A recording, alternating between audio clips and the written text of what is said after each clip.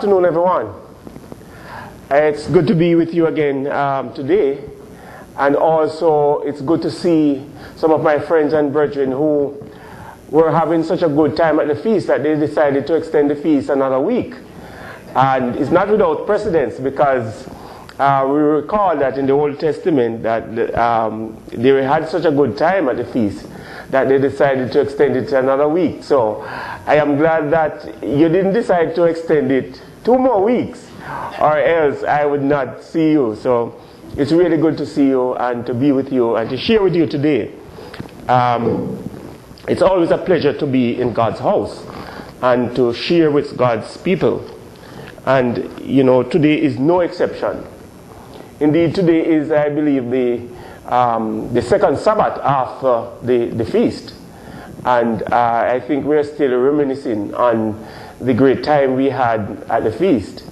And it's always good, because the feast is always find a way to sort of refresh our minds and to rejuvenate us. It's always good to be at the feast, particularly when we are sharing with brethren who are of like mind, and we have the messages and the songs and the entertainment and so on. It's always good. And I believe that we get the balance here. Not only do we have services and songs and messages, but we also find time to share with each other and to have some fun, to bring a balance, because the word said that we should be joyful at the feast.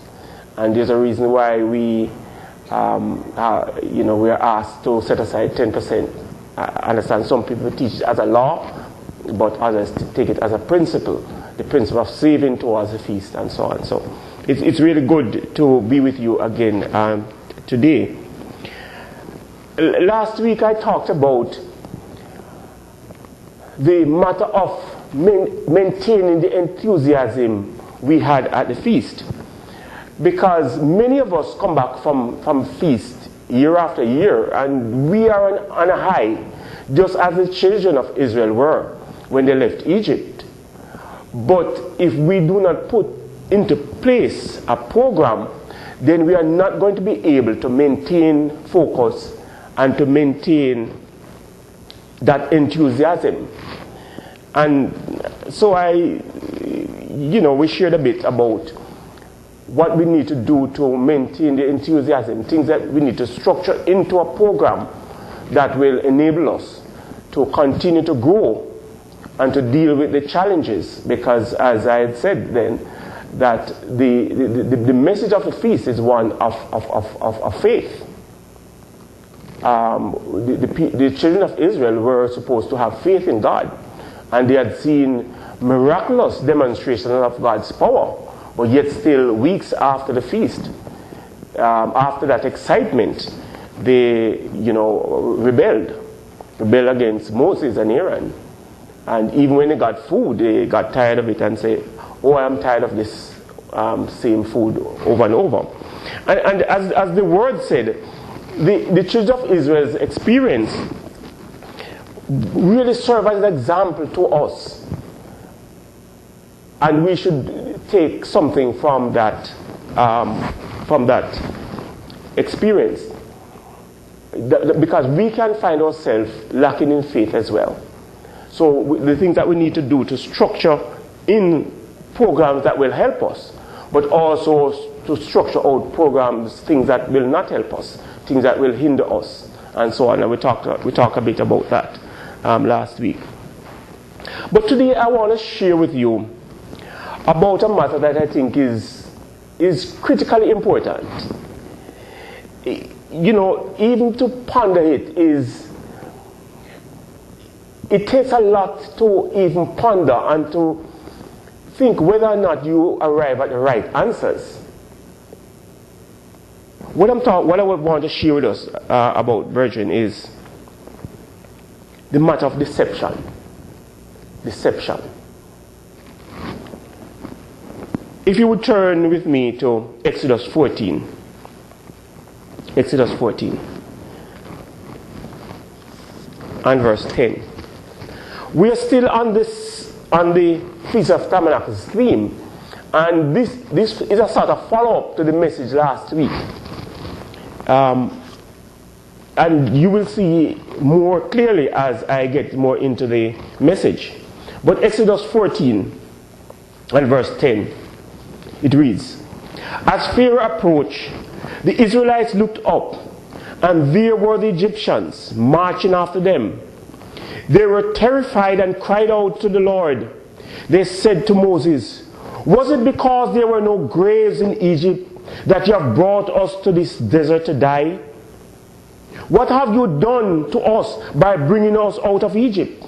Didn't we say to you in Egypt, leave us alone, let us serve the Egyptians? It would have been better for us to serve the Egyptians than to die in the desert.'" So this was shortly after the sojourn out of Egypt, after the Israelites left Egypt. But if you were there, what would have been your response? Imagine that you were part of that, some estimated at 2.5 million persons marching through a desert in which there were no water, in which food was rationed, and you are faced with this situation. You're just coming out of Egypt. What would you have done? What would have been your response? Would you be among those who say here, it would be better for us to have died in Egypt? Would you be among those? Would I be among those who respond that way? Exodus 17. We're going to be in the Old Testament a little bit. Exodus 17. We're on the matter of deception.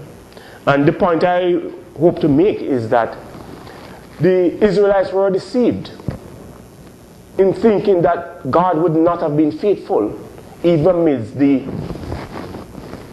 trying circumstances.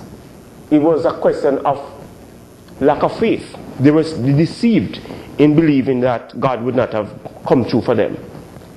Exodus 17 and verse 1. The whole Israelite community set out from the desert of Sin, traveling from place to place as the Lord commanded. They camped at Rephidim, but there was no water for the people to drink. So they quarreled with Moses and said, "Give us water to drink." Moses replied, "Why do you quarrel with me? Why do you put the Lord to the test?"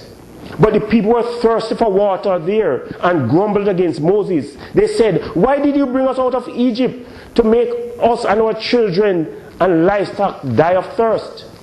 Then Moses cried to the Lord, "What am I to do with these people? They are almost ready to stone me." Imagine the excitement that they left Egypt with. But now in the desert, when they faced these conditions, they were ready to stone Moses, as he said. They grumbled against Moses. Grumbled. If only we had died. Exodus 16 mentioned the same idea. If only we had died in Egypt. There we sat around pots of meat and ate food we wanted, but you have brought us into this desert to starve this entire assembly. That's Exodus 16 and verse 2 to 3. They were saying that they were being starved.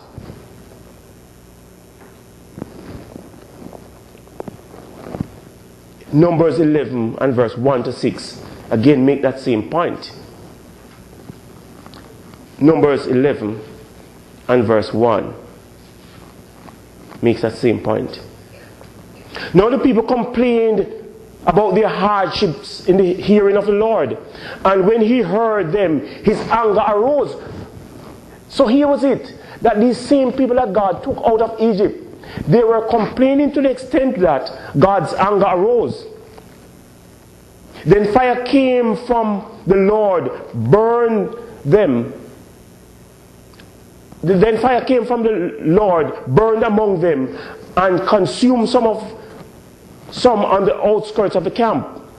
When the people cried out to Moses, he prayed to the Lord, and the fire died down. So the place was called Taberah, because fire came down from the Lord, had burned among them. The rabble with them began to crave for food. And again the Israelites started wailing and said, if only we had meat to eat. We remember the fish we ate in Egypt at no cost. Also the cucumbers and melons and leeks, onions and garlics.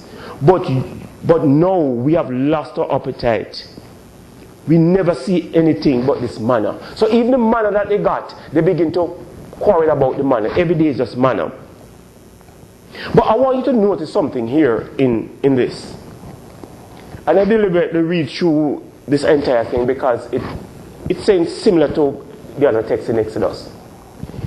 If you notice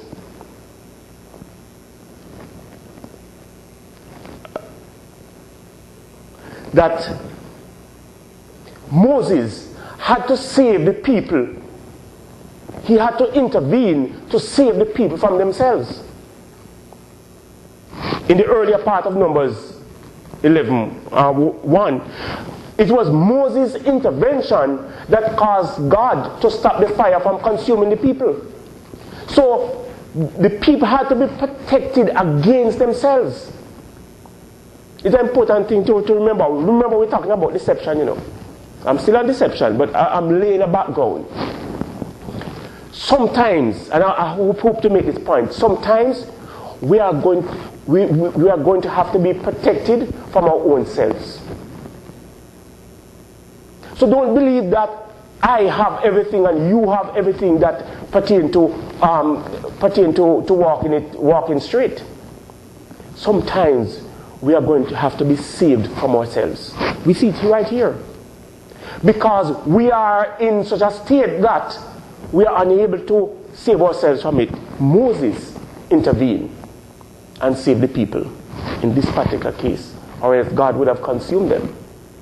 And I make the point that sometimes others have to intervene for us to save us from ourselves. Number 16 again make that same point. Number 16 makes that same point. The next day the whole assembly grumbled against Moses and Aaron. You have killed the Lord's people, he said. You have killed the Lord's people. You're a murderer.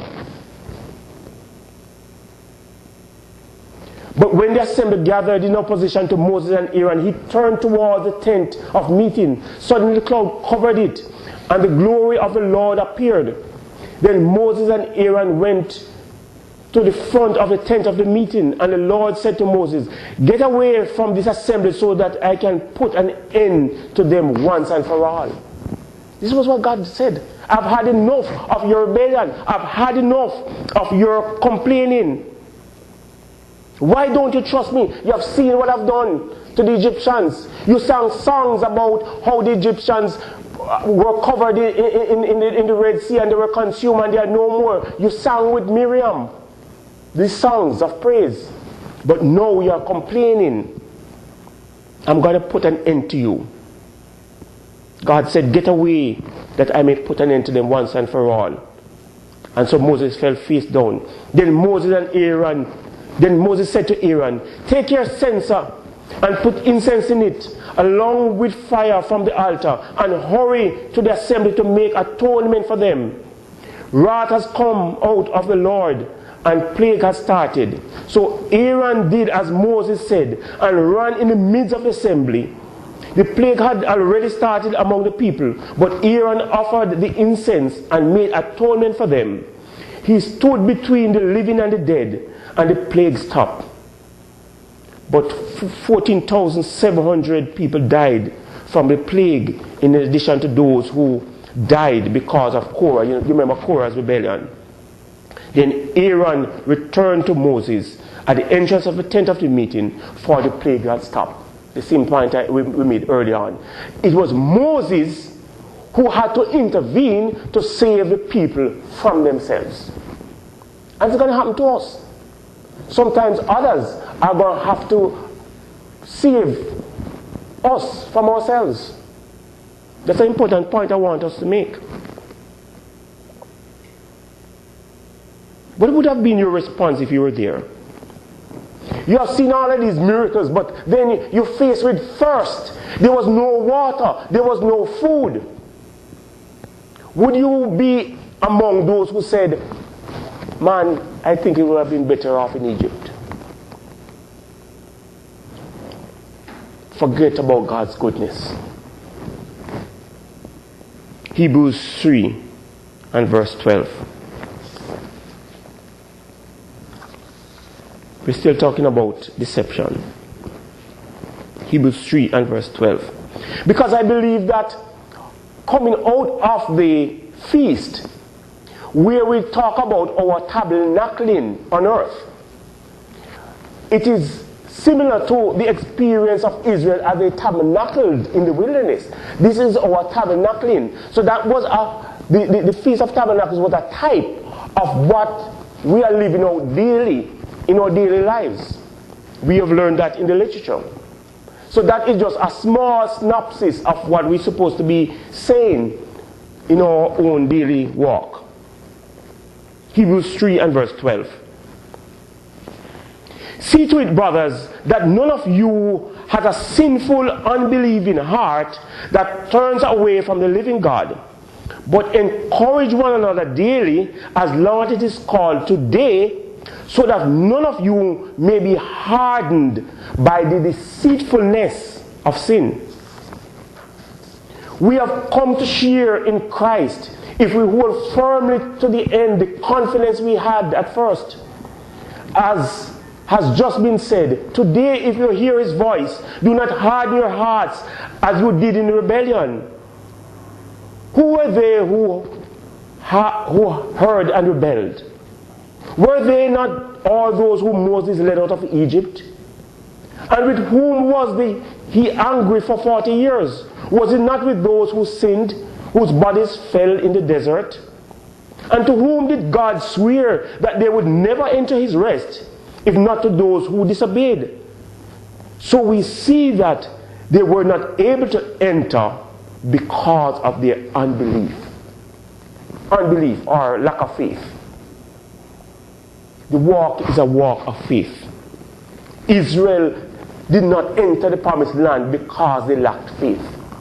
They did not believe that God would sustain them through the difficult times. And we're going to face our own thirst. We're going to face our own hunger in this desert that we are traveling right now. Hebrews 4 and verse 1. Hebrews 4 and verse 1. I believe Hebrews really allude to the experience of the children of Israel, particularly Hebrews 3 and 4 and so on. It's really alluding to that. It's almost a quote, I think, from that. Today, if you hear his voice, it's actually a quote from the Old Testament. Hebrews 4 and verse 1. Therefore, since the promise of entering his rest still stands, let us be careful that none of you will be found to have fallen short of it. For we also have had the gospel preached to us just as they did. But the message they heard was of no value to them, because those who heard it did not combine it with faith. After all of that, brethren, I'm saying to us that we can be deceived by the deceitfulness of sin. You know, part of the tragedy is that I don't think sometimes we fully appreciate how deceitful sin is, how deceptive it is. And you know, the interesting thing is that it is frighteningly easy to fall into deception. Easy to be deceived. But what is even more frightening is the fact that a person who is deceived is completely unaware of it. It's easy to fall into deception, But more frightening, the person who is in deception is not aware of it. Some of you might have experienced this or might have known of persons who are in love. And you might say to them, say, boy, you know, I don't think this person is the right person for you. I think you should think about it again. Or I think you should delay, or whatever the case might be. But you see something that raises a danger sign, and you say to the person, no, I don't think you should go through with this. I think you should wait a while or get counseling or something. And the person will tell you, oh, no man, you're missing it. This is the most wonderful person in all the world.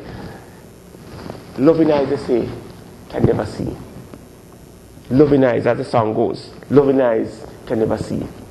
And sometimes, the more you try to say to the person, no, you're seeing the person doing ABC. No, it's because you hate the person. Why are you saying all these things? Not because it is objectively true that the person has these faults. But it's because you don't like them. Loving eyes can never see. So it is with deception. So this person is deceiving into believing that this is the most wonderful person in the world. And the more you talk, the more you say to them, no, I think the more they're doubling down. Rather than taking a step back and looking at it objectively, it's the more they're going to double down. So if you really want to perhaps help persons in those situations, is perhaps not be so aggressive in saying to them, boy, these are the problems, because they're going to double down. It's the same problem here. When you're unaware of it, you're just unaware. And sometimes it's after going through it, after a while, it begins to sink in that what you were saying from the beginning, it was true. The person was deceived. Love blinds. Love blinds. Deception. It's easy to fall into. And also, when you're deceived, you don't know it. How do you prevent being deceived? You know, it's really a frightening question. It's really a frightening question. Because you could be deceived and don't know it. You could be deceived in a certain matter and don't know it. It's really frightening to the Christian, to the serious Christian. It's something that we ought to ponder continually. Because we can easily slip into it. And later on, as I develop, you begin to see some of the things that I'm talking about. I talk about the person in love, and I'm going to talk a little bit more about it later on. But, brethren, I want us to look at some categories and some factors that work against us to make us not obey God. I want us to look at some categories of factors that contribute to our deception. And don't believe that because we are now baptized and we have God's Spirit that we can't be deceived. No. You know, the person who believes that they can't be deceived, why I tell you, that person is perhaps deceived already. If you believe it can't happen to you, that's a sad case. Because you will do nothing to try to escape the deception. Because you believe it can't happen to you. It can't happen to me. It can't happen to me. I can't be deceived. I'm so bright. I'm so brilliant. I know God's word. I read the Bible from Genesis to Exodus. I can quote you any text, any verse, whatever the case may be. I can quote you. I can't be deceived. Once you have that mindset, chances are you are well in danger zone. So I want us to look at three categories of factors that contribute to this deception. John 15 and verse 19. This is the first category that I want us to look at. And here I'm hoping to bring out the ease with which we can be deceived. How easy it is to deceive. I'm hoping to bring this out more clearly in this section here. John 15 and verse 19. If you belong to the world, it would have loved you as its own. But as it is, You do not belong to the world, but I have chosen you out of the world. That is why the world hates you. The world system is set up in such a way that it's not in our best interest. Society is not set up for the Christians. Not set up for us. Because we are always going to have to be battling society's values. It's always a battle with society.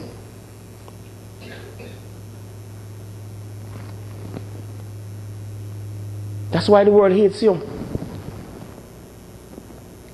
The world system is against us. Right now, it is becoming more difficult for a person to preach God's word. In the States here, in Canada, certain topics are, you can't go in the ear and say it. If you talk about it, it's perhaps hate language. So truth now becomes relative in those contexts, and people talk about finding your own truth. And that is very popular because it sounds as if you are, you're not a bigot. But if you're going to be saying God's word means what it says, you're going to be in problems. Or this is what God's word says and is intended to be interpreted literally, they're going to say no. And they're going to say that you're a bigot. The world system is against us. So if you're to go on certain television stations, you'll not be allowed on the stations. Because you won't be allowed to say that those who don't keep God's Sabbath are not going to make it into God's kingdom unless they repent. Or unless, of course, we talk about they are not among the called right now. But those who are deliberately, who know and deliberately break God's Sabbath, they're not going to be in God's kingdom. It's going to be seen as if you are throwing stones and you're hating. You're not preaching love. And what the world talk about nowadays is love. Love, love, love. Love without rules, love without law. Once is love. A lot of things justified in the name of love. But we are going to look at some things a little bit later on. So we see the world is set up against us. Sometimes to get time off from work for Sabbath or for holidays or for feasts, it's really a challenge. And once a person knows that you're going to keep God's day, they are likely to say no. Because that's not important. What is a day? You can go the next day or next week. It's really not important. Perhaps if you say to them, no, I have an emergency, I have a family who is sick and I need to be there, they perhaps will give it time off. But if you say, just like how the children of Israel found with Pharaoh, oh, I want to go into the wilderness to serve God, then I said, no man, none of that. Stay and work. You're lazy. That is how the world is set up against us. But I want to show you something even more frightening. Proverbs 16. So we see the world is set up against us. The world system is set up against us. Proverbs 16 and verse 2. All a man's ways seem innocent to him, but motives are weighed by the Lord. All a man's ways seem innocent to him. It's innocent. There's no problem here. It's all good, as they would say. I think you have the saying over here. You understand the saying. It's all good. Innocent to him. But motives are weighed by the Lord. Still in Proverbs 16, but verse 25. Proverbs 16 and verse 25. There is a way that seems right to a man, but in the end it leads to death. There's a way that seems right to a man. So things can seem right to us. That's when we are deceived. It seems right. We don't see the wrong in it. It seems right to us, but it can lead to death if we are not careful. I don't think you have to turn. There's an oft-quoted text, Jeremiah 17 and verse 9. The heart is deceitful above all things and beyond cure. Who can understand it? It's a text that I think we are well familiar with. It's said over and over in some of the literature and so on. The heart is deceitful above all things and beyond cure. Who can understand it? And it's not somebody else's heart, it's our heart. Each of us, our heart, are deceitful. So what we have the world working against us. We have our very selves working against us. Because the heart is deceptive. It can deceive us easily. The heart itself, which is supposed to be the one that guides, it is propelling us in the wrong way. It can deceive us. And as we go on later on, we are going to see some of that. So we have the world, and we have our very selves. Remember the children of Israel, the Israelites, that they were deceived. They were working against their own best interests. Moses had to intervene. But then we have the third category.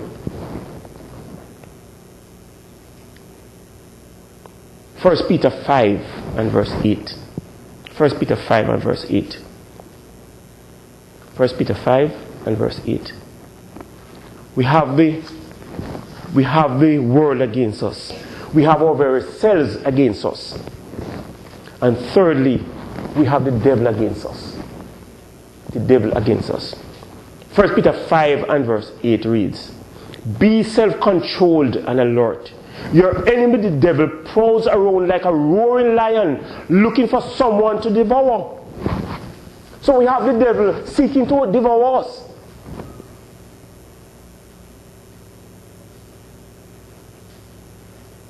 Your enemy the devil prowls around. He's just going around to see who he can snatch. If you have seen the case, perhaps if you watch like some of these movies, not really movies, but your nature programs that show your animals in the wild, and you will see a stalker watching for the lamest one to attack.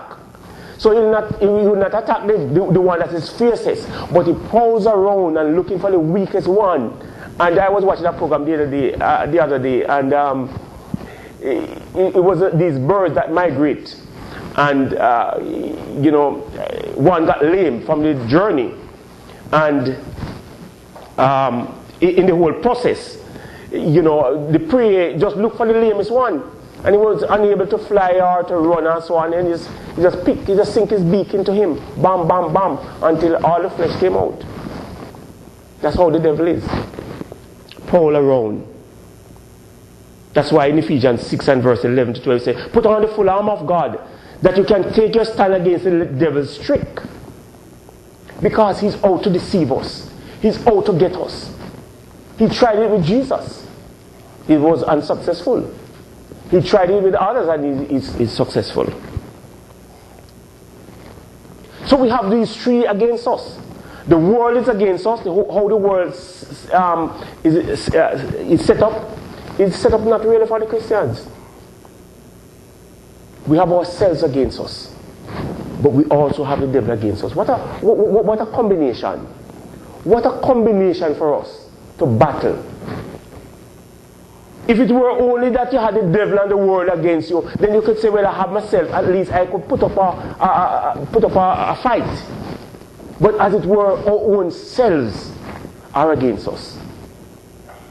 And the reason why ourselves are against us is because we are wired not so much for righteousness, but we are sort of hardwired to avoid pain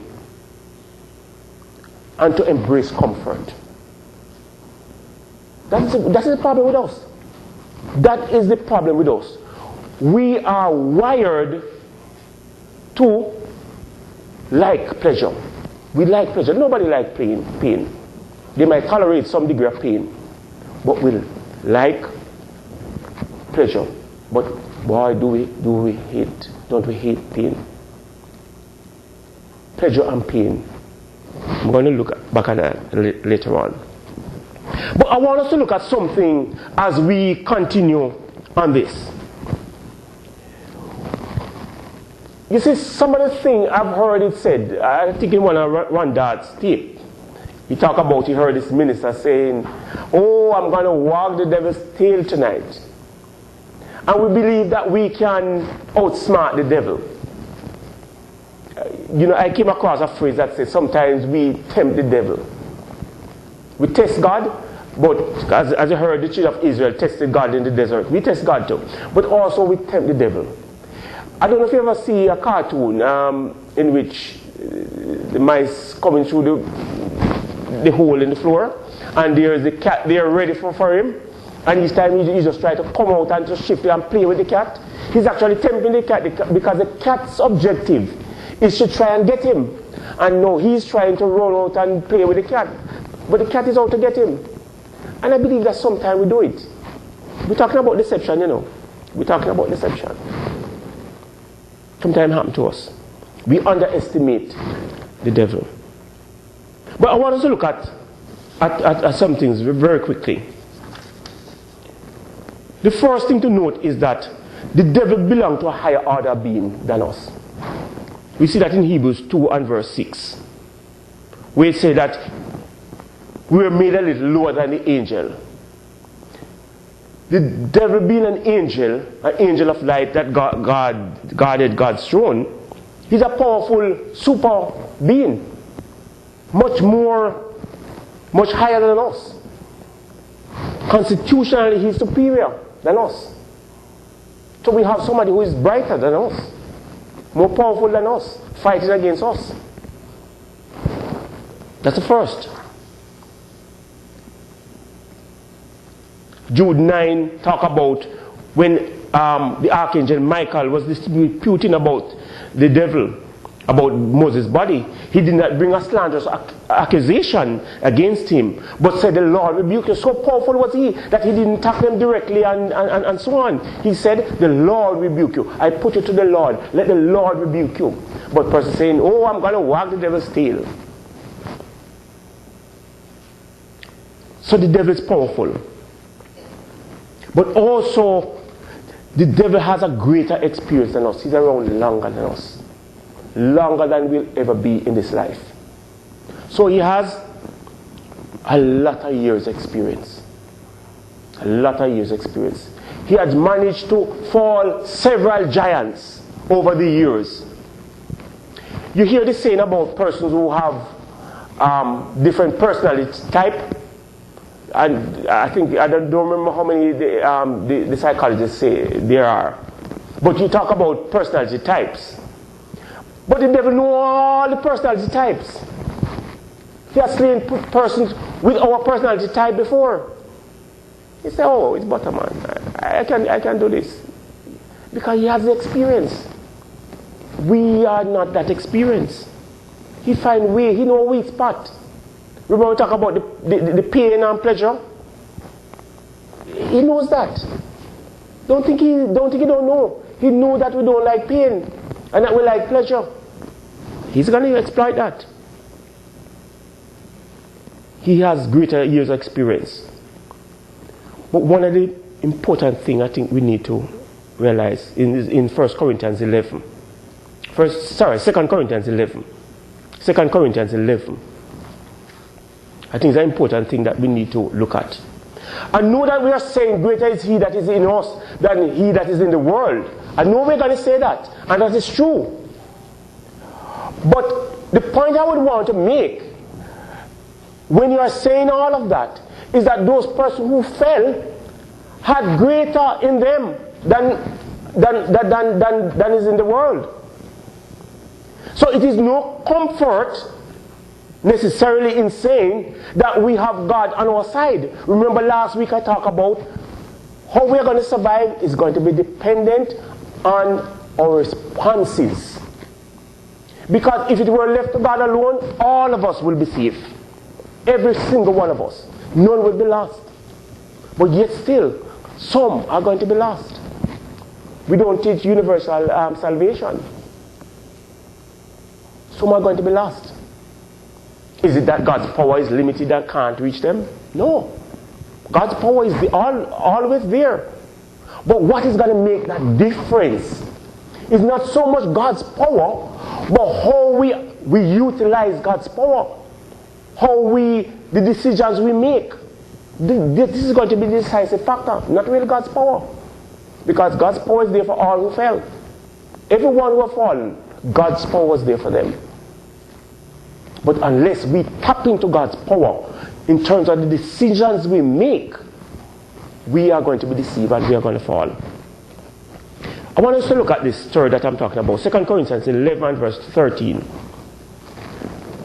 For such are false apostles, deceitful workmen, masquerading as apostles of Christ. And no wonder, for Satan himself masquerades as an angel of light. It is not surprising then if his servants masquerades as servants of righteousness.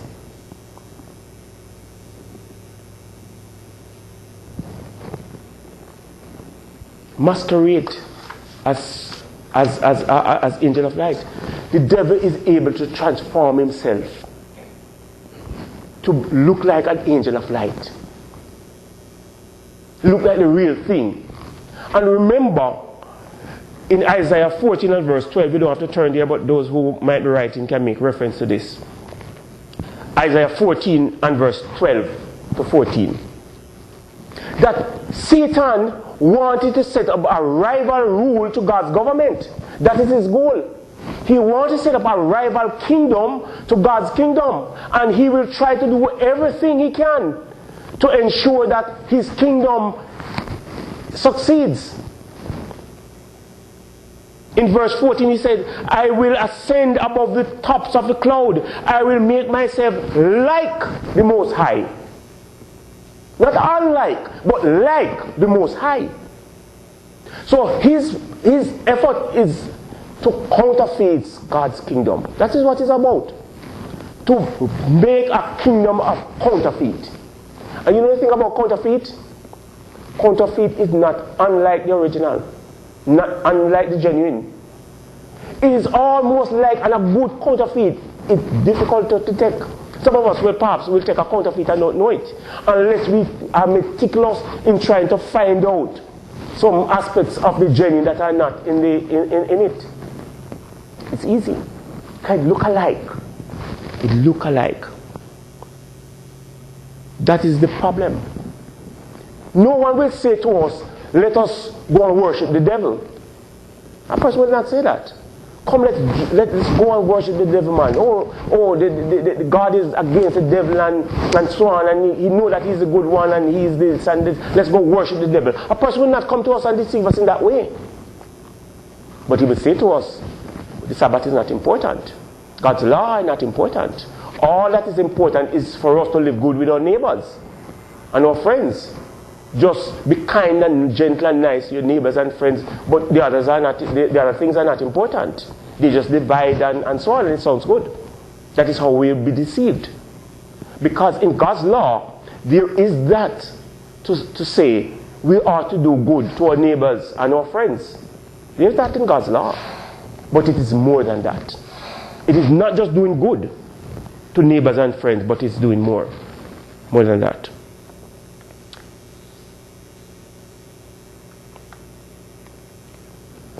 I want to now to turn to look at how the devil might counterfeit the real thing.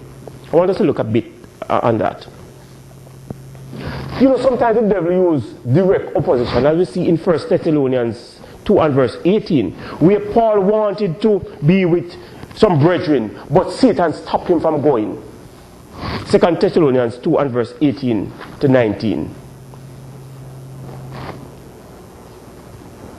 Satan can act in a direct way against us, as he did with Paul. So direct opposition. You remember the Bible talked about when Daniel prayed and God answered the prayer and dispatched an angel to him. But it took what? 21 days it was for the angel to reach. I think Michael had to intervene because the angel coming to Daniel to talk to Daniel was detained by Satan, so that the message didn't reach. It's the same thing here. The same thing. That he can act in a direct way against us. And sometimes he does. But another way in which he operates is he uses deception that is clothed in truth. Deception clothed in truth. Just a little twist of the word You remember in the Garden of Eden? He said, you're not surely die, man. You be like God's, man. Don't just eat, man. Don't worry about him. He don't want you to be like him and so on. He just turned the word a little bit. The same thing with Jesus. When he tempted Jesus, he just turned some words a little bit. Deception clothed in truth. I want us to turn to Colossians 2. Colossians 2.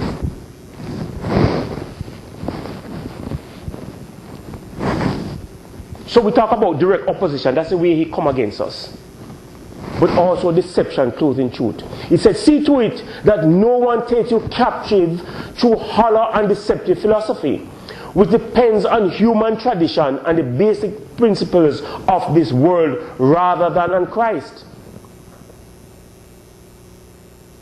In order to trick many, Satan and his ministers will not say, as I said before, come let's worship. He will not say, come let's worship. He will say things that sounds good, but it's not the full story. He will give a half-truth as we hear the term used.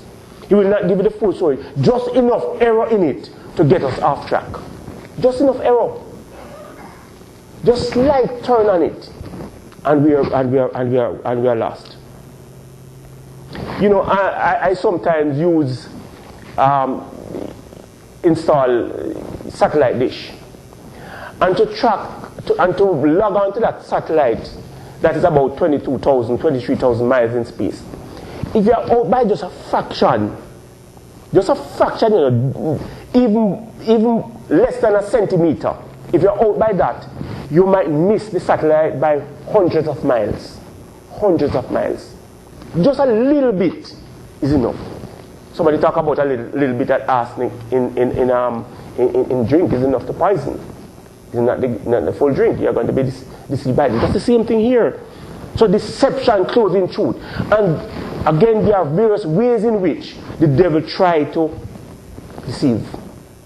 Look at all the churches that exist. All of these churches that exist. They still preach about Christ.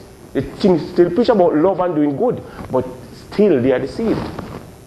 We can fall into that deception if we're not careful. I believe one of the errors that caused the worldwide church, one of the largest members of the body, to go astray was a simple question a person asked, what about all those good persons in the Sunday churches? You mean that they won't be saved?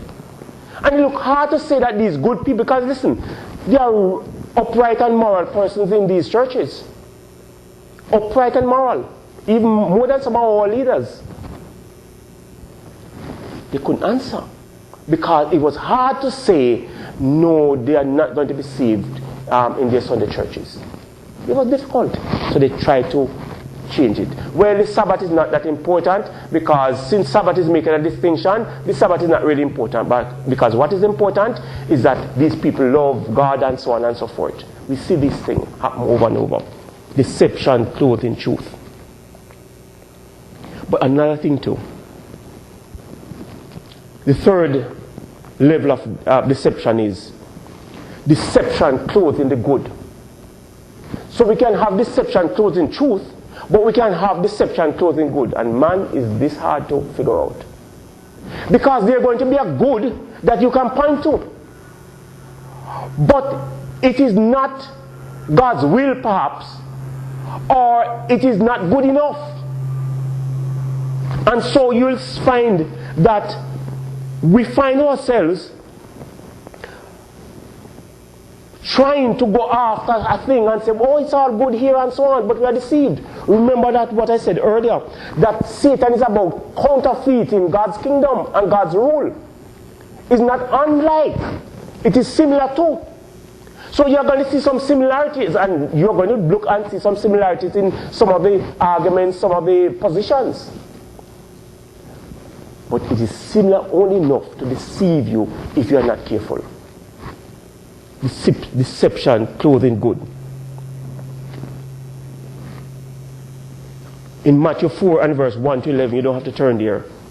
But when the devil tempted Jesus and said, man, won't you make some food? You're hungry. You have been fasting for 40 days. Why don't you eat some food? You can create some food and eat. Certainly he could have done it. It was a good thing to eat food to get the strength so that he can do the work. And that is a good proposition.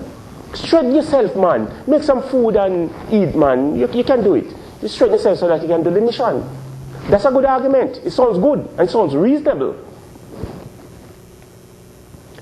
But if Jesus had done it, he would have despaired of God's goodness. God's goodness. Just like the children of Israel who disobeyed because they did not believe that God could protect them and God could feed them and God could sustain them, the same thing would have happened here. But Jesus said, no. If it means that I have to die, I'll die. So Jesus passed a test. Because even up to the point where he was, after he finished the temptation, he almost, angels, they said, had to come and minister to him. So he was obedient there. Even if it meant his death, he was going to obey God. He was going to obey God. He was not going to go that way. Deception, clothing good. Also, you remember Miriam said to another era, as we talk about deception, clothing good, is we talk about food early on. We talk about recognition. Everybody wants some recognition. Nobody wants to feel as if they're nobody. We all want recognition. Miriam and Aaron, they said, Moses, you believe that is you alone that God talked to? But God talked to me just like you. I can do just as you are doing here. Why are you holding on to power? And so on. Why are you doing these things? I talk to the Lord too. I can do it. Because they wanted recognition. But what happened? Miriam came down with leprosy. Moses had to intervene again on her behalf. The danger is not so much in the recognition, but sometimes we can tempt God in terms of the things that we do. It is not for us to do certain things, then we ought to leave it alone. Recognition can be a problem in many institutions. Many companies fall because you have some person there who are overambitious and want certain recognition that they are not getting, and they do anything to get that recognition. The organization crumbles. The pleasure of recognition. But also Miriam, they wanted power. Power is a thing, you know. There is a saying that absolute power corrupts, and absolute power corrupts absolutely. We've heard it. In the United States here, they came up with what they call a separation of powers, in which you had three branches of government, so that the president by himself can't legislate, and bring things into effect. It has to go through the Congress, and also the court has to see whether or not the law is constitutional. And so we have all these checks and balances, we understand all these things. But sometimes power can corrupt. In Matthew 4, in the same temptation of Christ, the devil tempted Jesus to say, I will give you all the power of this world. I will give you recognition, I will give you power. All this is yours if you just fall down and worship me. But Jesus said, I will not be alienated from my Father. I will not dishonor my Father by worshiping you, because only my Father is deserving of worship. I will not worship you. And the devil flee. So we ought to be careful, brethren, in terms of looking even at the good, because even the good, there can be deception. And this is part of the test for us. That not because the thing sounds good or looks good, we ought to dig a bit deeper to see whether or not it is really genuine. But the fourth that I would want to look at is deception stemming from pressure. Deception stemming from power. You know, one of the devil's greatest way in deceiving us is that he applies pressure on us in various ways. All of us have certain pressures. The pressures might be different. The pressures might be different, but pressure nonetheless. Remember I talked earlier about our being wired to avoid pain and to embrace pleasure. That's how we are wired. So when the devil put the pressure on us, it is going to test us to see what is in our heart. It's the same thing that Jesus did when he took the children of Israel, not through the shortcut, but through the longer road. He said, I want to see what's in your heart. I want to see if you will love me nonetheless. Even in difficult times, you'll be there. Pressure. Pressure changes our perception. Pressure changes our perception. You find to know a person who is not under pressure. They will talk plain and straight and give you the text and say all the right things. No, Sabbath, it's no man, a person ought not to break the Sabbath. You ought to be in church. You ought to do all of these things about the Sabbath. But when a person's come under pressure in keeping the Sabbath, then you're going to hear a different story. Pressure. Person sing a different song. All of a sudden, the Sabbath is not so absolute again. And I'm just using the Sabbath. It could be many other things. I'm just using the Sabbath because, we are Sabbath keepers. I'm just using the Sabbath as a principle to show, but it's applicable in other areas of our life. It's not only Sabbath we can be pressured by. We can be pressured by other things.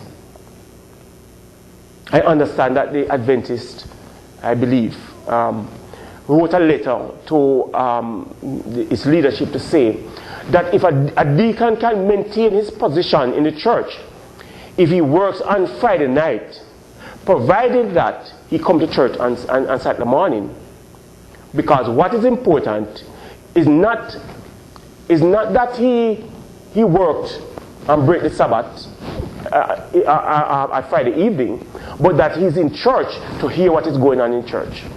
So no man, don't worry yourself. Once you come to church, you're quite alright. You can work before, you can even take your jacket and stuff to work, and after work finish, you just put on your clothes and you come to church and you're good. Pressure reach. Because of the economic climate right now, and a lot of persons are pressured in keeping the Sabbath. And so a compromise is worked out to say, boy, I don't want to lose my flock. So I want to give some sort of leeway for them to move because I understand the pressure. And so they came up with a compromise. All you need to be is in Sabbath services. So you could go immediately, if we started, let's say 10 o'clock and finish at say 1, you could go to 3 o'clock work because you were in service. That's what they've come up with. Deception. Pressure. And pressure can come by us stepping out of God's will. Or maybe others not doing God's will in us. Because, as you remember, that the man who Paul put out of the church because he had an affair with his father's wife. Paul says, in order for the devil not to deceive, restore this man, because he can be so remorseful that he fall into temptation and believing that he can't do it. So sometimes it is left to us to help others to make it back. Because when a person is falling, it is not for us to glee and to gloat, but for us to work patiently, lovingly, to restore that person. The Bible says that. When a brother is falling, restore him gently. But look to yourself, because you can be deceived. It's always a challenge for us. I'm saying all of this, and I've gone through it in a sort of long way to show how easy it is for us to be deceived. Because the person who is talking in a state of calm is not the same person who is talking in a state of under pressure. Not the same person. The thinking begin to change. The perception begin to change. Not the same person. But I want us to look at another deception. Deception clothed in strong emotions. Deception, this is the fifth one. Deception clothed in strong emotions. You know, God made our emotions. And He made it for a reason. But our emotions can lead us astray. And this is where a lot of us fall because of strong emotion. Remember earlier I talked about the person in love. This was a strong emotion of love. And boy, this is the most wonderful person. But is deceived. Strong emotions. Judas had strong remorse. He was really sorry. Don't believe that Judas was a person who didn't really care about, he was just wicked to consent to Jesus' death. No. He believed that he could pull off a trick. That's what he believed. And when he saw that Jesus was going to be killed, he couldn't take it. He was so sorry that he said, boy, death before dishonor, he couldn't face up to it. Strong emotions. Pain, one of those strong emotions. Fear, another one. If we are fearful of things, the devil can use fear of us. If we're fearful of losing our jobs, fearful of losing our wives, fearful of losing our family, fearful of losing friends, that's a problem. Shame. You have done something and so you are so ashamed. You can't face anybody. You believe that boy, you're going to be crucified. I can't face them, I can't face them, I can't face them. And some people end their lives out of shame. They can't face to say, boy, this is what I did. I did this bad thing. Shame. So they rather take their lives. And some of us, we take our lives spiritually. Not physically, but spiritually. Because we did something and we don't believe that we can be restored out of that. That strong sense of shame. And yes, we ought to be remorseful when we do things that are bad. But unlike Judas who took it too far and said, boy, death before dishonor, we ought not to think about that. Resentment and another strong emotions. Some people just can't take an next person. The person might have done you something. You were kind to this person and you always see to this person's welfare, but now the person is in a state now where they believe that they're better off than you and they are giving you the cold shoulder, whatever the case may be. So you feel this sense of resentment against a person because the person has done you something so wrong. And we might have a sense in which we catastrophize from things to say, is the worst thing in the world that you could have done, you have done. So whatever it is, maybe it's something not so bad, but we have a mentality that says, what is the worst thing? This is the worst thing that you could have done. And we just resent. Strong emotions, again, love.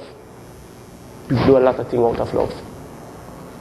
You remember, I suspect that you're familiar with it. This lady who was in love with a gentleman.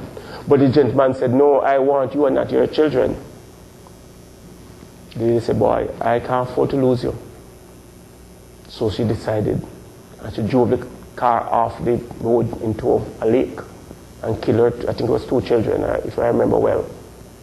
All in the name of love. Strong emotions.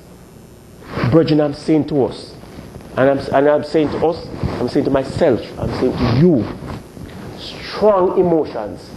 Whenever you experience these strong emotions, and this is just a sample of these strong emotions, whenever you are experiencing strong emotions, be very careful, because that's a way that deception can work. Remember we talk about deception in good? Because even the law, that was intended to bring righteousness, sin corrupted that, so that the law brought death. We read that in Romans 7, I think. Paul said, oh wretched man that I am, because the things that I want to do, I'm not doing it. But the things that I don't want, that's what I find myself doing. Even the good can be corrupted. Our strong emotions, we have to be careful of our strong emotions, because it can lead us astray. Many times, person will say to you, whenever you find yourself getting angry, count to 10. We've heard the term. Count to 10. And those of us who drive, I don't know how much is a problem over here, but in Jamaica, our drivers are not so careful as your driver over here in some respects. They will come to the traffic light and they will come and pull up and cut across you. They go in the turning lane and pretend that they're turning and just cut across you. And you're there, waiting to move off, and there could be an accident. And so on, the bad driving. You can get really angry and so on the road and so on. But strong emotions. Because people have killed other persons by bad driving. A person bad drive them, they felt angry that, who are you to do this? And they come out of the car and they shoot them. Can lead us astray. Strong emotions.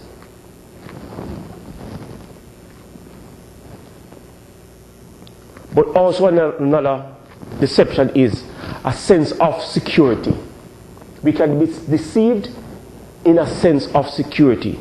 And what that means is that we believe that we are standing. Remember the Bible says, be careful you say who you stand, lest you fall. We believe that we are standing and we are right in our own eyes. That is why in looking a little bit later on at how we can avoid this, I will make the point that it is important for us to develop an attitude in which we can take criticism. If we can't take criticism, it's going to be difficult for us. Remember I said, we are going to be wise in our own eyes. And everything is going to be right. But maybe somebody else will see something that we don't see. But if we believe that the person is only there to tear you down, or the person there is only there to do you bad, it's going to be difficult to be corrected. A sense of security. Remember Matthew 13 and verse 24, the parable of the wheat and tares. We know it, I believe, so I don't have to go to the text. I'm just referencing it here. But the wheat and the tares, they look alike. They look alike. You can't tell the difference until it reaches the stage where it is to be harvested. That's the time. But growing up, it just look alike. Can't tell the difference. Jesus said, let the wheat and tares go together. Because in trying to take up the tares, you might pull up the wheat because they look alike. And we can, and I said, we believe that we are doing well. We would mark ourselves 100 out of 100. That is part of the deception. So this is not something in which we are to despair or salvation, but we always are to be on the alert that we don't presume that we are standing, or we can find ourselves that we are out. And the last one that I would like to talk about is a deception in all the above that I talked about, in all the other 6 I talked about. Direct opposition, I talked about that. Deception clothing truth. Deception clothing good. Deception stemming from pressure. Deception in strong emotion. And deception in a sense of security. These, sometimes all can combine, and many can combine to give a deadly cocktail. You remember the case of Job? He heard that boy, I think his son died first. I don't remember the order. But after a while, it was just one problem after another. And it seemed as if all the problems in the world came down on him. Even his very skin, he lost his skin. He was sick and so on. And on top of that, rather than having friends who would sort of help him, those friends were of no help to him. Because all the friends were saying to him, man, you did something wrong. You must have done something wrong. That's why God is punishing you. And so he's getting psychological punishment from his friends. So he had all the cocktail mixed together. But yet still Job stood. Job stood. We can have all of these, brethren. But we have looked, I think, extensively at deception and to see the ways in which we can be deceived. We have looked at the devil, how the devil can deceive us, the world is against us, and our very nature is against us. But now I want us to explore some hard saying. In light of all of those, how easy it is to be deceived, and the fact that we do not know when we are deceived. I want us to look at some hard sayings. Because in exploring these hard sayings, we are going to see whether or not we are going to have a gauge to gauge ourselves in terms of how we are doing in terms of the earlier texts that I've talked about and the other points I've talked about. I want us to turn to Luke 14. Luke 14. Luke 14. I want to explore some hard sayings of Jesus Christ. It says in verse 25, large crowds were traveling with Jesus, and turning to them he said, if anyone comes to me and does not hate his father and mother, his wife and his children, his brothers and sisters, yes, even his own life, he cannot be my disciple. And anyone who does not carry his cross and follow me cannot be his disciples, cannot be my disciple. If you do not hate your father and mother, husband and wife, children, even your own life, I want you to look at this saying, because this is one of the hard sayings of Jesus. Do you believe that this was an exaggeration, or is it meant to be taken literally? Is it a hard saying that is literal and should be taken literally? And we understand that hate means, not hate in the way we understand hate, but love less. We should have our wives and our family, our friends, and even our own life. We should value it less than obeying God. Is what is saying an exaggeration? You know, sometimes we might say to our children or somebody, I've told you 1,000 times not to do this. But we don't literally mean 1,000 times. We mean that we have said it several times. Maybe it's just 5 times, but we exaggerate. Is this exaggeration what Jesus is saying here? We have to love less. Father, mother, wife, children, brothers, sister, even our own lives. No, I think we're beginning to see the difficulty in trying to reconcile this hard saying with what we have said before in terms of how easy it is for us to be deceived. Because when it is to go against our mother, our father, that's an easy thing. Because our parents have grown us and we have known them, they have loved us and so on, and to go against them, that's an easy thing. I go against family. A family might say, if you're coming to this church or whatever it is, I'm going to disown you. You're not going to have any inheritance, whatever the case may be. You might have a spouse who don't necessarily like the church. The church is too small. The church, that's at the church. I'm not into that. But it says that you must love God more than your spouse. And you know, sometimes we might be in a difficult situation when we are dependent on our spouse to help us out in some things. We can't afford to lose this wife. I've had my wife for 5 years, 10 years, 15, 20 years. And to lose her now, boy, can't afford to lose her. I prefer to lose salvation. I don't think we say it literally that way, you know. But in terms of the decisions that we make, when it comes between loving God and loving wife, husband, etc., family, where does God fit into all of that? Luke 14 and verse 33. Same Luke 14. In the same way, any of you who does not give up everything he has cannot be my disciple. So we are asked to give up everything. Now you begin to see how difficult it is when some of the things that we treasure, some of the pleasures we treasure, some of the pain that we want to avoid, it conflicts with God, God's way. We begin to see how easy it is now for us to say, this is not meant to be taken literally.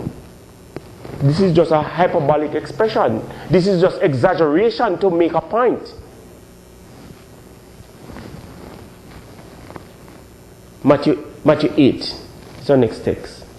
Matthew 8, our next text. And verse 21. Matthew 8 and verse 21. Another disciple said to him, Lord, first let me go and bury my father. But Jesus told him, follow me and let the dead bury their dead. Imagine, it really sounds insensitive, isn't it? Doesn't it sound insensitive? You have a father. And you are probably one of the leading persons, if not the main person, who's going to look after it. And Jesus said to you, listen to me, man. Just leave everything, man. Just follow me. Don't even bother go back and bury your father. It sounds very insensitive. Very insensitive. Difficult. Jesus said, no, man. Don't even worry, go back and bury your father. Just come with me and forget about everything. Forget about family. Forget about everything. Hard sayings. Matthew 10 and verse 34. Matthew 10 and verse 34. Do not suppose that I have come to bring peace on earth. I did not come to bring peace, but a sword. For I have come to turn a man against his father, a daughter against his mother, a daughter-in-law against his mother-in-law. A man's enemy will be enemies of his own household. You're beginning to see how difficult it is when we have these hard sayings that God requires of us. And why it is that the word says this? Because sometimes we will have to go against our own spouse in order to please God. We're going to have to go against family in order to please God. It's hard. It's tough. Mother-in-law and daughter-in-law, we're going to have to go against them. People who we love. People who we spend years with. People who we're close to. We're emotionally bonded with them. But we have to look and say, no, I can't do this. It is against God's way. It's going to be difficult. Remember, we talk about emotions. We are wired to avoid pain and to embrace pleasure. The pleasure of the person's company. We are going to be alienated. We're going to be alienated from friends. I have come to bring, not going to bring peace. I have come to bring separation. And not that God hates family and so on. God is for family. But when the family or friends or whatever comes between God, it's going to be hard to choose. Many have not made the right decision. Remember I said, just as last week, I said, it is not that God's power is lacking. It is the decisions we make will determine whether or not we make it. John 6 and verse 53, I think we know this text. Jesus said, a man ought to eat his flesh and drink the blood. The disciple says, this is a hard teaching. Who can accept it? Because the Jews were told not to drink blood, not to eat human flesh. But he said that Jesus was saying that you had to do that in order to enter the kingdom. The person said, man, this is a hard saying. Many fall away after that. It was too hard. Too hard. Too hard. Well, I want us to look quickly at some examples, practical examples. I've alluded to some. Sacrificing to attend the feast. You are not going to get the time off to attend feast. The boss says to you, boy, I really can't afford for you to go to the feast this year. I can't give you the full days. We can give you 2 days. Or maybe if you wait next month, I can give you the time next month. But no, I'm not going to be able to give you this time. If you go, your job will not be here. You need to look at another job. What would be your response? This is how it will play out for us in the real world. Whether or not we are going to say, boy, I thank you for all the years that I have worked with you. I thank you for giving me a job. I was able to provide for myself and my family and so on. But I must obey God rather than man. I am afraid I will not be able to stay because I am bound by the Bible to be at God's feast. Or are you going to say, God is good? And this, I might be able to come back from this. This is not the only sin that I have done. Just as the other sins that I've done and gotten forgiveness, this is one that I also will get forgiveness from. And yeah, perhaps it's true. Perhaps it's true. But perhaps at the feast you might hear a message that will resonate with you. and bring you back from deception. It's a difficult thing. I know many have lost their job round about at the feast time. I don't know this year a number you were able to attend. I don't know if anybody lost their job as a result of having to go to the feast. But it's a trying thing. What do you do in that? This is a hard saying. What do you do? Walking off a job. Or avoiding certain relationships. Avoiding lust or some immoral relationship.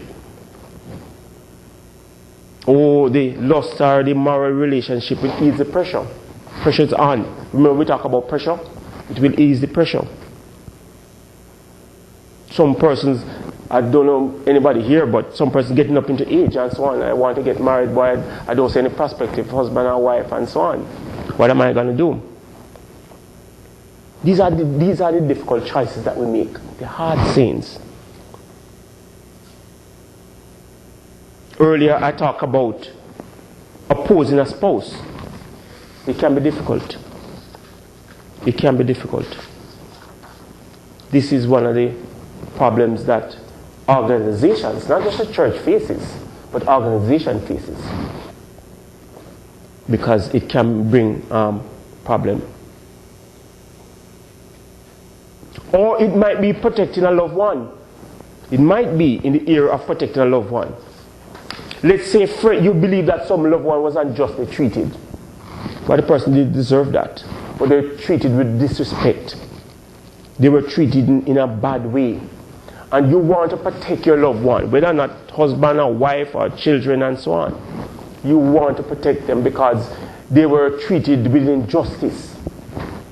They were not meted out with justice. And so you are on a crusade now for justice. In all of that, I'm not saying that you ought to tolerate injustice. But remember I talk about strong emotions. That sometimes when you're going after that, you can be. Because a lot of people, in the interest of justice, have done a lot of terrible things. In the interest of justice. And justice is a good thing. Justice is a good thing. But in pursuing justice, we might find ourselves inflicting more than is necessary. I think you will remember God punishing a nation. The children of Israel disobeyed, and God used a Gentile nation to punish them. But God said afterward, no, you have gone too far now in administering justice. You have taken upon yourself as if you are having pleasure in inflicting pain. You can't go too far. So even in protecting loved ones, we have to be careful. Because we can find ourselves on the wrong side of the equation. Another area that I think that we can be tested in is study, ambitions and promotions. I know that in Jamaica, most of the work persons who are working, most of the programs for degrees and advanced degrees, they are offered on Saturdays, or Friday evenings, Saturdays, and so on. So in order for you to qualify, and particularly in this harsh job situation here now, where you might want to edge up a bit, you want to get yourself more marketable, some of the courses are only available on Saturdays. What do? Do you attend those courses? And like the Seventh-day Adventist says, once you come to church, there's nothing wrong. So you make sure you go to the school, before 2:30. That in the morning you start at maybe 10 and you finish at 12, or have good time to come to service. These are the areas in which we are going to be tested. Or what if we are out of a job right now, and the only job that's available is a job someplace where there's no church to support us, and we are to behave as we are going to be like a Lone Range Christian. There's no church services, no brethren nearby that we can talk with and fellowship with. We are left by ourselves to fend for ourselves. We are isolated from our congregation. But the job is good. Pay good money, and boy, they are about to seize my house now. I can really do with that money to save my house and my family. These are hard choices. Hard sayings. Remember what I said, that we are wired to avoid pain. Nobody likes pain. We will tolerate certain level. After that, it's going to be too much. This is the problem that we face. And the thing with it is that whenever we are sliding into deception, one of the things that happens, whenever a person is under pressure and is going to break, one of the first things that goes through the window is truth. One of the first things that goes through the window is truth. So you might want to take up that job someplace, I don't know where, but someplace where there's no church, no fellowship, no spiritual support. And you say to yourself, no man, I don't want to go to this church, man. There are too many hypocrites in this church. Everybody's a hypocrite. They are not loving people. And you find all sort of fault with the church. You say, well, boy, these persons are not good people. All sort of faults. But the real issue is not the hypocrites that are in the church, but you're wanting to take up that job somewhere else. And oh man, I can play some tape. I remember we said, that their deception is good. Playing tape is good. Playing tape is a good thing. But the thing with when you're by yourself and playing tape is that you choose the tape that you want to listen to. So you're not going to choose a tape that is going to cause you pain. You're going to choose a tape that says, oh man, you're good, you're God's people, God is going to come back and usher into his world and all of these nice things. And you're going to just powder puff yourselves. These are the pressures that all of us face. And as I say, it's not just for you.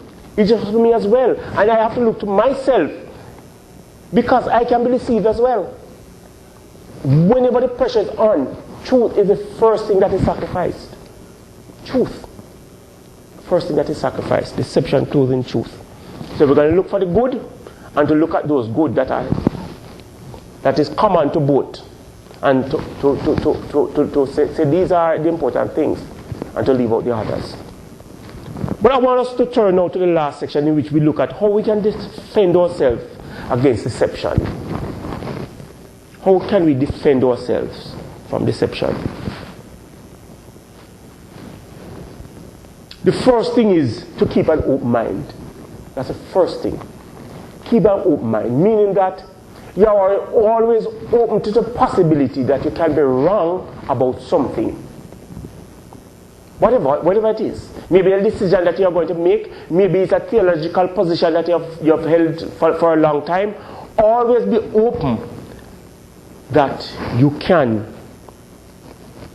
be in error. And as humans, we generally reject the information that conflicts with our belief. So our current belief is this, and whatever information that conflicts with that, we are going to set it aside. That's human tendency. And we are humans. As much as we are spiritual, we are humans. And so we are going to find ourselves wanting to just hear the side that supports our position. But the thing is, always, whenever there is an issue, always try to find somebody else who is going to give an opposing position and bring the two together. Look at it. That's why we say that if you can't take criticism, it's going to be difficult because you're going to be right in your own eyes. Always important. Open mind. So that you say, I could be wrong. I could be wrong. But this is how I'm seeing it. A person might say, I really didn't think of it that way. I believe it is more this way. And from that, you can look at the opposing view and then you'll be able to come to a correct view. But if you believe that you are right and that's it, and you can't be deceived, you are going to be in danger. Keep an open mind. First thing. The second thing is to keep in mind that God can use bad situations to teach us particular lessons. Sometimes the situation can be bad, but don't believe that's the end and God is, why me, Lord? Why I'm going through all of this thing? Why you giving me all of this thing? What wrong I've done? And you begin to catastrophize from that. To say, why me? Why me? Why I'm going through all of these problems? Peter talked about the pain before the glory. Peter talked a lot about that. Paul in 2 Corinthians 12 and verse 7 to 10, you don't have to turn there. But Paul said that I was given a thorn in the flesh, to let me know that God's grace is sufficient. That sometimes when we're going through bad patches, bad times, don't give up. Because maybe it's God's way to teach us certain lessons. To say, what is the lesson, God, you're trying to say to me right now? It's not that God hates us or God is against us. Because sometimes we can believe that God is against us. As the children of Israel, when they didn't have food and water, they rebelled because they believed that God didn't love them, that God took them there only to punish them. That boy, it would have been better for us to be in Egypt. Why you bring us into this desert here now? You build up our hope, taking us out of Egypt. You bring us into this desert now, and now you're going to kill us. But believe that God, even in difficult cases, He's trying to teach us certain lessons. The third defense is to take a definite stance against the devil. James 4 and verse 7 make that point. Resist the devil and he will flee. Resist the devil. It's not to, as I use the example about the cat and mouse, to be tempting the devil, but to say, no, this is not God's way. I am not going to do it. Say no and be firm in your answer. Not to say a maybe or, tell me some more or whatever the case may be, but to say no. It is just like sometimes you go to the mall and you might be walking. I had to be going to the mall this week and, walking and a person and saying, come here, can you sell some of this? This is a good bargain, so on and so forth. If you are there at a maybes, they find some way of getting to you to say, no, this thing is so good to you, man, this is good for you, this is good, this is good, this is good. And after a while you say, maybe, I think I might try it. And after a while they find some way of telling you, this is a bargain. You're going to love it and all of these things, and you get hooked in their sales pitch. But if you say, no thank you, and you move on, they're not generally not going to press you. Or if they come again and you say, no. But if you're saying, I look with them, maybe, they are going to get you. And you find yourself spending more than you should. I think a little bit of that happened to me in the shopping thing. I was looking at some products. I said, perhaps it was a little good to have this. I know that the money was a little bit short, but I said, maybe I can make it up somewhere. So, I actually, rather than say no to it, not that I needed it right now, I think this has some value. But in saying no, because I did say no to some others and they stopped. But the example is important, that we say no and mean what we say no. Not a no in which we are giving mixed signal, but a definite no. The fourth defense is self-sacrifice. That's the only way. Or else we are going to avoid the pain or embrace the pleasure.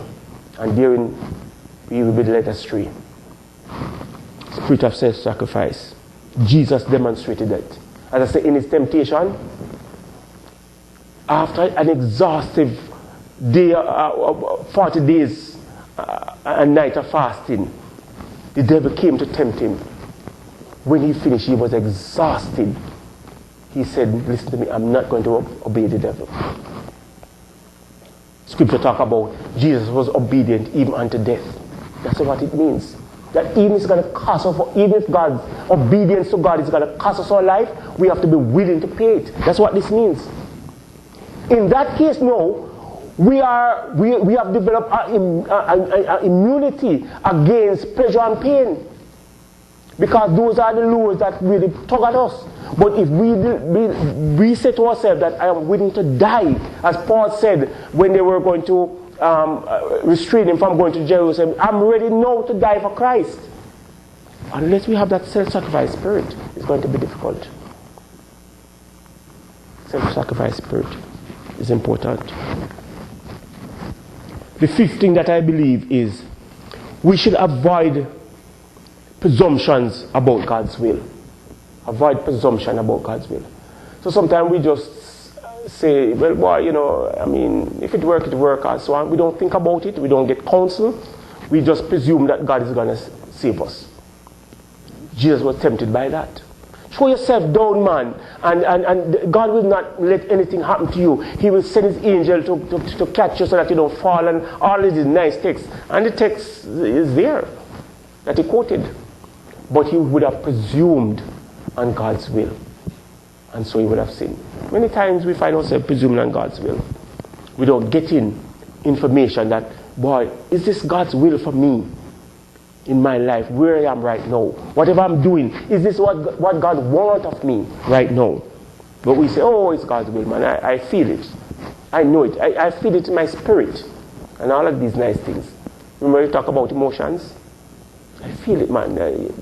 And you can't convince a person, who is in that frame.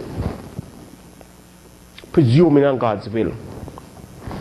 The sixth thing is, don't let strong feelings drown out the voice of God. Strong feelings can really drown out God's voice. We feel so strongly about a thing in which nobody can talk to us.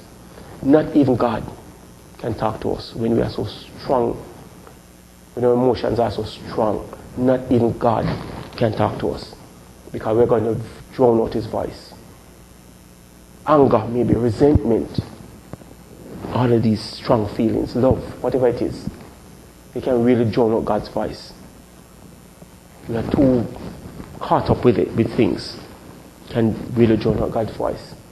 So remember, whenever an occasion comes in which you have this strong feeling, because sometimes people will tell you that about what? Temporary insanity. You've heard the term temporary insanity. People claim that, boy, it's just like something took me over and I went insane for a minute and I killed a person and so on. It's not my normal manner, but I was temporarily insane. And maybe we plead temporary insanity sometimes for ourselves. That's a defense strategy to get off murderers. That, he just snapped right there. Temporary insanity. Be careful with those strong feelings. They can lead us astray. Whenever we're feeling strong, always be willing to go through revisit, look at it, get advice, get counsel, restrain from taking impulsive decisions because they can really hurt us. The seventh and final is found in Ephesians 6 and verse 11 to 18. I won't read it. I think you know it.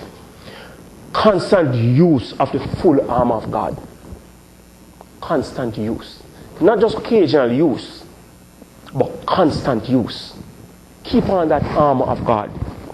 The belt of truth. Remember we talk about truth, that even in truth we can be deceived because just a little error mixed in it can deceive us. The breastplate of righteousness. Our feet fitted with the readiness that comes from the gospel. The shield of faith. Faith is important. Remember we said that's what the children of Israel lacked. That they didn't exhibit faith. They exhibited unbelief. And so they were not able to make it in. The helmet of salvation. The sword of the Spirit. Always yielding ourselves to the Spirit. And it says, pray in Spirit always. Prayer always. That's a communication to God. It reassures us that we are His. That we can make it. That God is not against us. That whatever the difficulty that we are going through, even now, or we should go through sometime in the future, that God is not going to abandon us. Scripture says that to us. Brethren, I say to all of us, as I close, that we ought to be very careful that we are not deceived by the devil, because he's out to get all of us. He's not willing that anyone should be in God's kingdom. He has set up a rival kingdom that is similar to God's, but is completely out of sync with God's kingdom. We have to be careful because he has the world against us. He has worked against us. Even ourselves are against us. And that's an important thing for us to remember. That sometimes don't believe that we act in our own best interest always. Sometimes others will have to save us from ourselves, as Moses and Aaron did. Remember also that the devil uses various ways to trick us. that he can be transformed as an angel of light. He can use truth to deceive us by mixing a little error. He can use good to deceive us by accepting things that are good but not good enough. He can use several things to deceive us. Brethren, be on the watch for this devil, because he really can deceive us. And one of the important things I'm going to implore all of us to do is to try and be our brother's keeper. And sometimes it's going to be difficult. You might be talking to somebody and they're not hearing, they're not listening. But the important thing, don't stop. As one person, I was listening to a radio program, and the person said that they had a problem with eating disorder. And family members and friends would always say, no man, you ought to eat and keep his weight up and so on. They always thought that they were too slim, and so they would eat and go and pass it out and so on. But she gave her testimony after she recovered, and she said, you know what? When I was hearing all of those encouragement, even from person who I thought that they were not for me, because some person would talk to me, I didn't believe that they really loved me or cared for me. But she said she don't know how to explain it, but over time, the weight of those seed of faith that was sown was able to save her. And she gave her testimony how, even though it didn't make a difference immediately, but he had sown a seed of hope that was able to save her. I'm saying, brethren, to all of us, that we ought to look out to ourselves and be our brother's keepers in all of this, because all of us are in the struggle. I hope, brethren, that all of us will take to heart these words. Thank you very much, and God bless you.